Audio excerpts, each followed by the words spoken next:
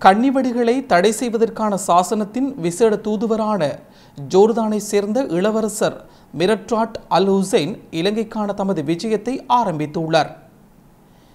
இலங்கையை இன்று முற்பகல் வந்தடைந்த அவருக்கு விமான நிலையத்தில் பலத்த வரவேற்பு அளிக்கப்பட்டது.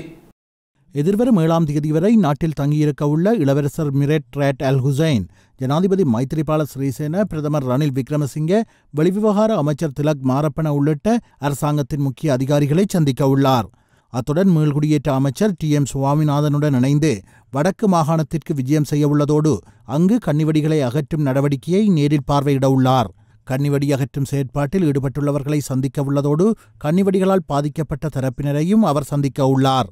இதேவேளை நாளை மறுதினம் கொழும்பு லக்ஷ்மன் கதிர்காமர் நிலையத்தில் நடைபெறவுள்ள ஆளணி எதிர் கன்னிவெடிகள் மீதான ஓட்டோவா சாசனம் ஆசியாவின் சந்தர்ப்பங்களும் சவால்களும் என்ற தலைப்பில் விரிவுரையொன்றையும் ஆற்றவுள்ளார். கன்னிவெடிகளை தடை செய்வதற்கான ஓட்டோவா சாசனத்தில் 163வது நாடாக இலங்கை கடந்த 2017ஆம் ஆண்டு டிசம்பர் மாதம் 13ஆம் தேதி இணைந்து கொண்டது. அந்த வகையில் கன்னிவெடிகளை தடை செய்வதற்கான சாசனத்தின் விசேட தூதுவரது இந்த இலங்கை விஜயம் மிகவும் முக்கியத்துவம் வாய்ந்த ஒன்றாக அமைகின்றது.